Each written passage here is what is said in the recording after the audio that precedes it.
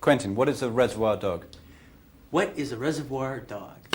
Well, Reservoir Dog is Harvey Keitel, Tim Roth, Michael Madsen, Chris Penn, Steve Buscemi, and me. I don't answer the question what a reservoir dog is because, one, and I'm not being a jerk by not answering it, because it's more of a mood thing than anything. Those guys are the reservoir dogs. Whatever the hell that is, that's them.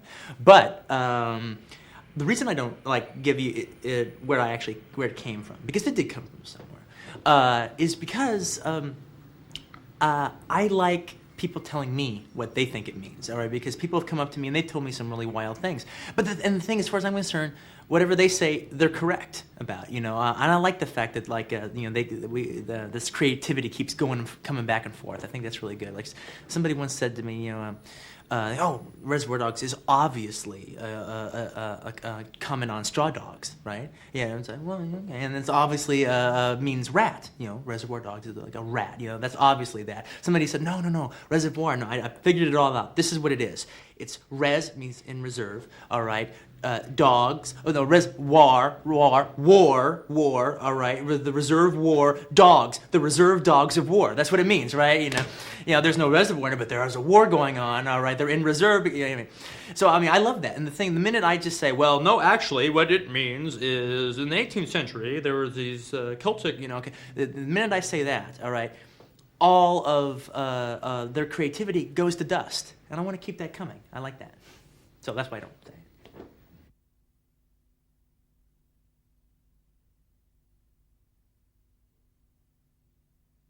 What is the film about? In a nutshell, it's a story about a bunch of guys who plan a robbery, and everything that goes wrong for them. And the special thing about this movie, as opposed to other heist films, doesn't make it better than other heist films, but what's different about it is the fact that what would normally be given 10 minutes in a regular heist film, basically. Okay, they showing up at the rendezvous and dividing the loot, and then something weird happens. All right. In any heist film you're going to see, that's about 10 minutes towards the end. I decided to make the whole movie about that, about those 10 minutes, all right? Basically, this movie takes place in the course of an hour. It takes a little longer than an hour to watch because I keep going back and forth on the story as far as in time shifts. But what I wanted to do is I wanted to take the movie clock that is usually ticking away in most movies where you're watching a character and 10 minutes pass. You go, well, it's been an hour and a half, I wanted to take the movie clock out and put a real-time clock in there. So they're in this warehouse for an hour, so are you. Every minute for them is a minute for you. Every little bit of their anxieties. Cinema doesn't intrude and make things easier or smooth things along or move things along. You're stuck there with these guys in this claustrophobic, anxiety-ridden, pressured, very deadly situation with these guys for every second. And so that's actually what the story's about in a nutshell.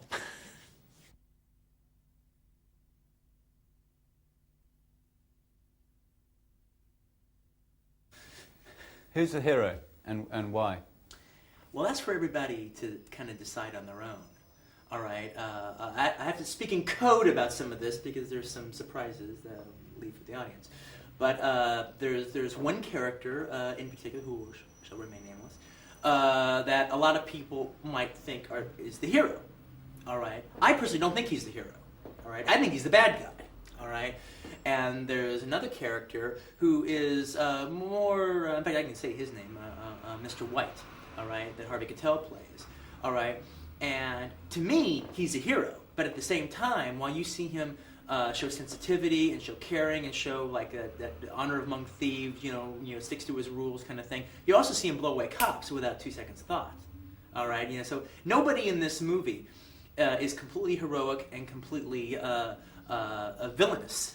All right, even the character of Mr. Blonde, which is the more bad guys in the movie, well, the virtue of the fact that he's a psychopath, even he is not just full on the bad guy, because in the world that this film exists, he has shown great loyalty towards the character of Joe that Lawrence Turney plays and his son, the character that Chris Penn plays. He's gone to jail for those guys. He never, when he could have talked to the cops, he didn't talk to the cops. He's proven himself to be a good guy. Apparently something has happened in jail where some switch got flipped.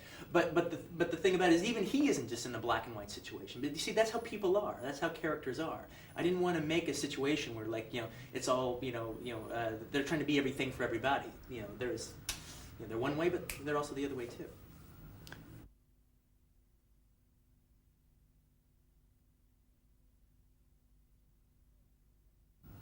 Can you describe Harvey Keitel's involvement, and also how did you get such a performance from him?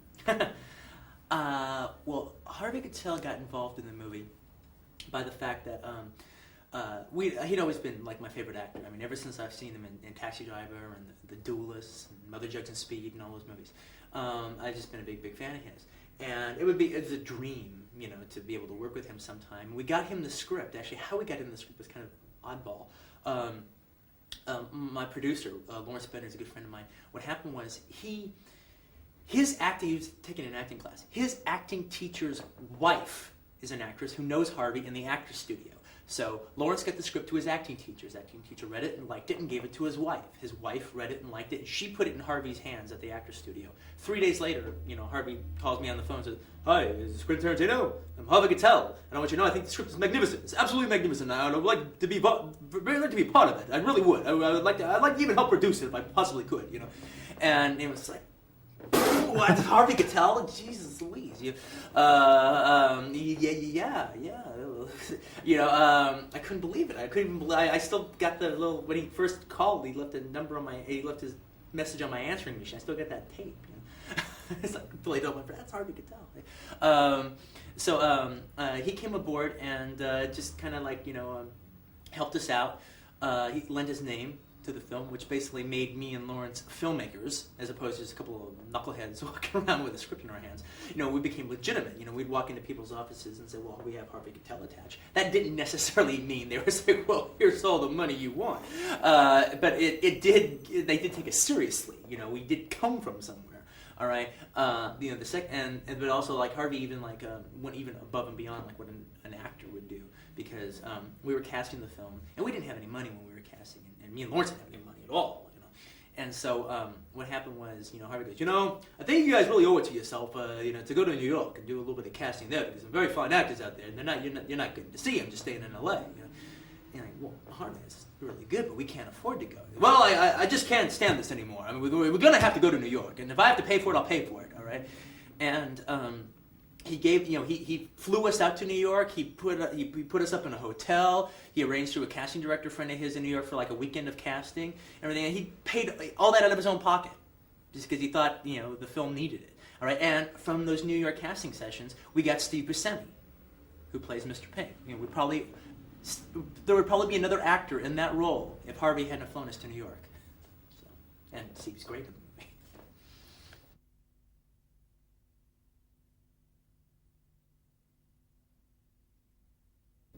Could you explain how Tim Roth got involved? Why did you choose an English actor? Well, it was funny because, Tim came. It's funny. Nobody asked me that question until I get down here in England, because in America they're just like, oh, who cares, But the thing is, Tim came in and Tim didn't read for the part. Everybody else read, all right, except for Harvey. Harvey didn't read, But everyone else came in and read and won the part. Tim came in and he sat down and just football jersey and torn jeans, cigarette. Oh, what plays the orange? I think he's pretty good. And I was like, wow, that's a neat idea and everything. But he looked so much. He was just so perfect. His body language, everything was just so perfect. And so I just ended up casting him without ever him officially reading. And people was like, well, would you worried about him getting an American accent? It's like, he's an actor, man. That's what actors do, especially somebody like Tim, who's proven his versatility, through, the guy he plays in Made in Britain is far and away different from the guy he plays in Vincent and Theo, who's far away different from Rosencrantz and Guildenstern, and completely opposite from the guy in Meantime. Just him learning an American accent is not going to be, I doubt there's going to be a nut he can't crack. But oddly enough, the thing is I kept pressuring him to get him to read for me. Not because what happens when you read in a room is so damn important, but just to get a sense of it or whatever. Anyway, Harvey wanted to meet him, and so me and him and Harvey go out to this delicatessen where we're eating sandwiches and drinking And Harvey's meeting him. Harvey's like, well, Ted, it would be really nice if you could come down and read, and we just have a little fun. No pressure, a lot of love, no pressure, And I ain't gonna get the part if I read. If I read, I stand a better chance of you looking at my other work and then taking a chance. If I read, I ain't gonna get the part, and I know it. So okay, fine. Anyway, Harvey leaves, and me and Tim continue talking and whatever. And the next thing we know, we go to a bar. All right. Now it's around 2 o'clock in the morning, and we're both pissed. All right, totally drunk, and we're sitting there in this bar, and Tim goes, "You know what, Quinn? I'll read for you now. You want me to read for you? I'll read for you now." And I didn't have the script with me or anything, but I remember the scene. I go, "Well, okay, I'll write it down." Right there. No. I got the script in my apartment. Just go back, stop, get some beer, and go back to my place, and we'll read. All right, so we stopped, got some beer, went back to his place, and gurgle. A couple hours later, we read the entire script. With me playing all the other parts and him playing Mr. Orange, and just drunk and whatever. And by the time I left the apartment around 4 o'clock in the morning or so, I knew I was going to give Tim the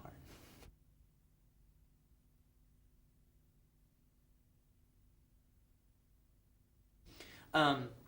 See, that has just worked out really well, because it's always great when you can achieve two things by doing one thing. All right. The reason they wore black suits, on one hand, it's a stylish decision, simply because I don't care from Don Knotts to James Coco, all right? You put somebody in a black suit, all right? They're going to look better, a man anyway. They're going to look, girls look pretty good in it too. They're going to look better than they normally look, all right? I mean, just you put on a black suit with a thin black tie and everything, you just look cool. You're just going to look a little better than average. And I just like that look with it just looks neat. So it was a neat, stylish decision. Now, that's one hand. The other hand, it actually has a basis in reality, because a lot of times when robbers will commit a robbery, they'll want to adopt a uniform. Could be black suits, it could be anything. It could be Raiders jackets, it could be parkas. It could be anything. All right. The idea is that they go in and then they do the robbery and they all look alike. All right. So when they leave and the cops come back later, they go, "Okay, well, what do they look like?" But I don't know. They look like a bunch of black suits. How do I know? And maybe one guy had red hair. Maybe, I don't know. And it just they lose. They fail to be distinguishable from one another. So in that way, I get to scratch an artistic itch and a cool itch, and then also I get to be actually realistic, to this thing of the story. Now, the music in the movie, part of that comes from the fact that I don't know if they do it out here in Europe so much. But in America, we have a lot of oldie stations, all right? Like, for instance, in Los Angeles, where I live and where the movie takes place, there's like 4 oldie stations. All the time, that's all they play is oldies. And what they'll constantly have, like every other weekend or something, they'll have like a special weekend, a Motown weekend, or a British Invasion weekend, or a Beatles weekend, or something like that. And so I came up with the idea that the movie, since it takes place in the course of a very short time period, that it takes place while they're having a super 70s weekend. So they're playing all this 70s music.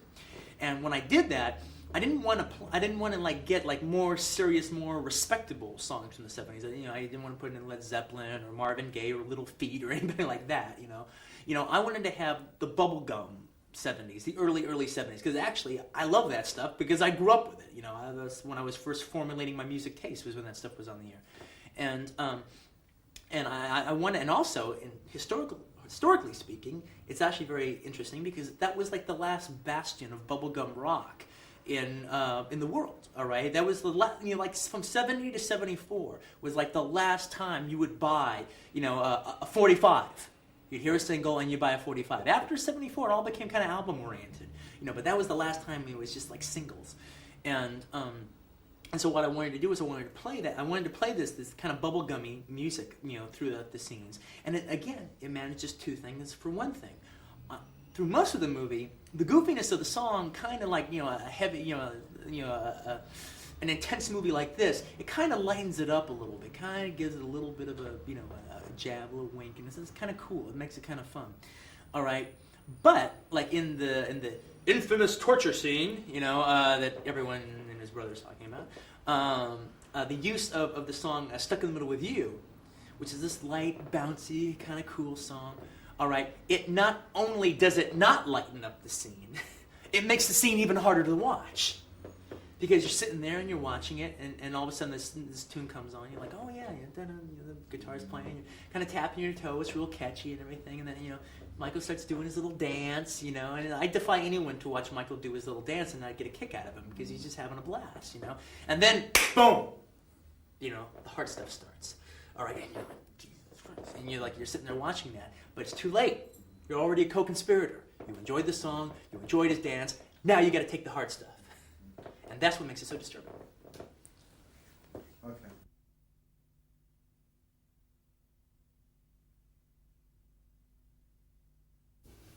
Isn't it a bit of an albatross having such a big hit on your hands so soon? No, I don't think it's an albatross around my neck at all, having a successful first film. You want to have a successful film. All right? I guess people talk about the sophomore jinx. People talk about, how are you ever going to follow this up and everything like that. Well, I don't even think about that at all, all right? Because, one, I know what the next movie I'm going to do is, all right? So it's not like, where do I go? Do I go left? Do I go right? Do I go up? Do I go down? No, I know exactly what I'm doing next, and so I'm doing that now, and I can't think of it in these big, highfalutin terms.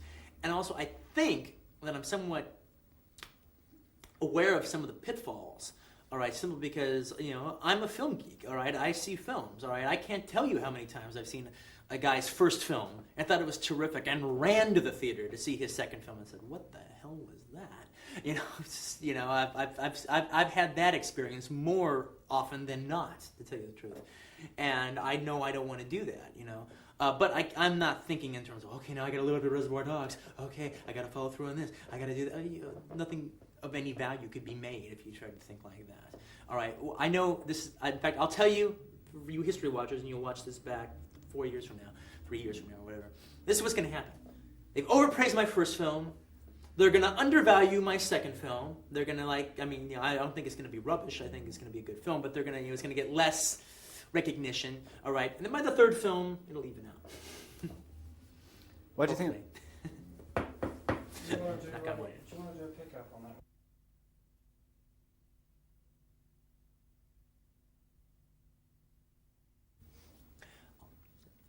No lead in. Well, the film is actually done better in Europe than it's done in America, and that's a curious situation to me. Since I've been here, I've been trying to kind of think about it. Why? I've got a few theories and stuff. Not to give anyone the wrong impression, because it actually is done very well in America, but it did well on the art house circuit. You see, it was considered there an art house film. It was released as such. It got a lot of press as such. And so it's it did very well, but in its limited art house way, as opposed to A Few Good Men or something like that. It's open big. We didn't open big. We opened small and stayed around for a long time, and went to a bunch of different places. But we did fine. But it was in a very limited scale. In Europe, it's been released as the big American film. All right. In London, in the city of London, we outgrossed For a Few Good Men. We outgrossed The Bodyguard. All right, it was whoa, because we came out with the same number of prints, and we packed in the theaters even more than they did.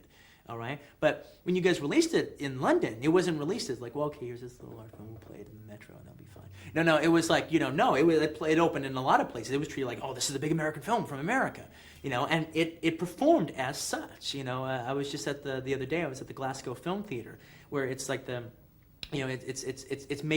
it's the most successful film in a first run that they've had in the last 8 years. All right, it's sold out 7 out of 10 performances that they've had, and it's a big theater too. It means something to sell out there, So and in Europe, or not Europe, but in Paris, it was the first place it opened. It did tremendous. It was the best reviewed film of the year in Paris. All right, it did monster box office. All right, in a limited engagement that they opened, they immediately went big on it. After it did so well.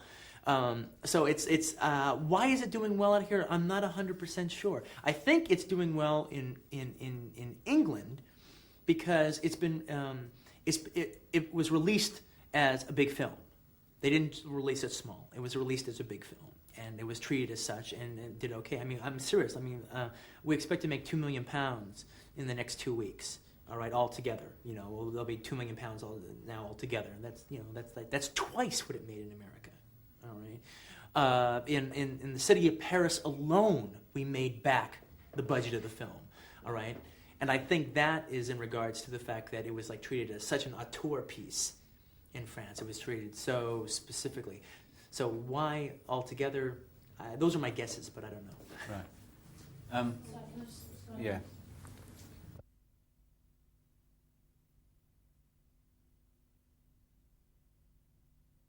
How long did you work in that video store, and can you sort of give some more experience of what it was like? Did you ever get held up, or any strange requests? I worked in a video store in Manhattan Beach, California, a place called Video Archives, and I worked there for about 5 years. And we were a specialty store. We weren't part of a chain. It's a mom and pop place. Pop, actually, no mom. And we were a specialty store. We handled all the new releases. We had Top Gun. We had all that stuff. But we also, our specialty was like foreign films, classics, TV shows, just oddball stuff. And I had a blast. It was great. It was fun. For many years, since I couldn't get anything sold as a writer and couldn't get any money made to direct any films, that was like that store was my one source of artistic expression. Buying the right films, recommending the films. I even used to have these little mini film festivals in the store because I had like the shelf, not a shelf, a few shelves, all right, that were mine. And every week, what I would do is I would do like a new theme. It was like a little retrospective, my own little rep house. And one week it would be Swashbucklers. Another week it would be the films of Michael Parks, or the films of Andre de Toth. It's just some wild thing. That just whatever we had. And then like they always did really well. Oddly enough, it's funny. Whenever I did a genre that just consisted of old films, like say Swashbucklers, for instance, where almost all the films there were like older films. That section didn't do that well.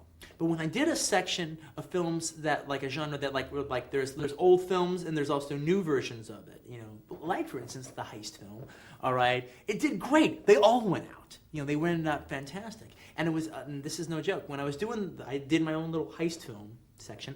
And I remember like looking, I'd seen most of these before, but I remember like looking at them all up on the shelves. Thomas Crown Affair, Treasure of the Four Crowns, The Killing, Top Copy, all these. I remember looking at them thinking like, these are like pretty cool, man. This is pretty neat. And I ended up like watching a whole bunch of them that week, taking them home myself and seeing a whole big go of them.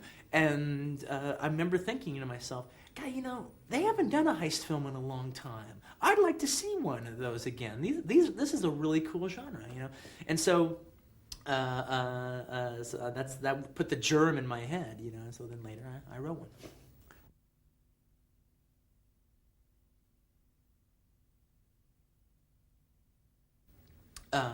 Well, I started out as an actor. And that was like I never went to film school or anything. I studied acting for like about 6 years, and thing is, because I always was a movie buff the entire time, all growing up and everything. When you're a kid and you want to be involved in movies, you identify with the people that you see on the screen. So I wanted to do that.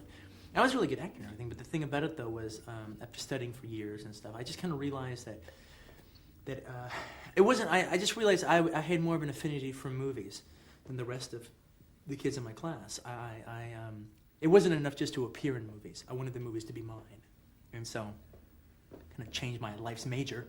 At a certain point, decided I wanted to be a filmmaker, and then I just started writing scripts, not to sell, but to direct my own. All right, and I never could until Dogs.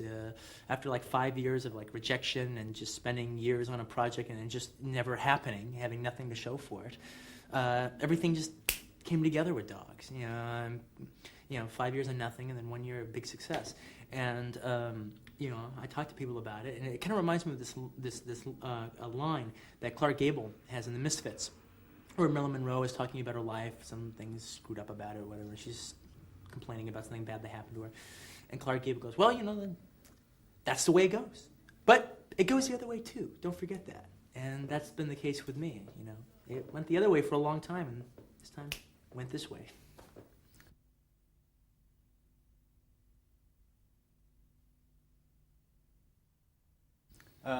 What about sort of personal life? I mean, do you have any time for interests, or do you go surfing? Or? No, I don't go surfing. I don't surf. Charlie, don't surf! No, Actually, it's funny. People, a reporter or something will say, "We wouldn't do a big, in-depth story on Quentin. We want to just spend some time with him and just, have him do what he does during his day." What I do during my day is I go out to restaurants and I go to movies. I mean, that's what I do, and I hang out with my friends and stuff. I'm not into sports. I don't like sports. Anything with the ball, no good. All right. I'm not into sports. I'm not into cars or anything like that. I mean, I'm into driving a car, but I'm not into I don't collect cars or make model cars or anything like that. I'm into movie stuff and horror stuff and like I said, just hanging out with my friends and watching TV and messing around. And now I'm into travel. I like traveling. I love traveling. I love being here in London. That's great. Yeah, I love going different places and stuff. But that's it. That's kind of what I like to do. The best thing is, now that I'm making a living in the industry, I have a little bit of money, is that you have to see, before, when I didn't have any money at all I spent my money on was movie stuff anyway. Buying videos, buying records, buying movie poster, a big movie poster collection, buying all that memorabilia, buying all that crap. All right. When I didn't have any money to spend, I spent my rent money on that stuff. See, now I got more money to spend on it, and it's tax deductible because it's all in the industry. So I get it all. I have much more money to spend. I can buy damn near anything I want. All right, and it's all written off at the end of the year. I mean, so it's like, what a life. This is great.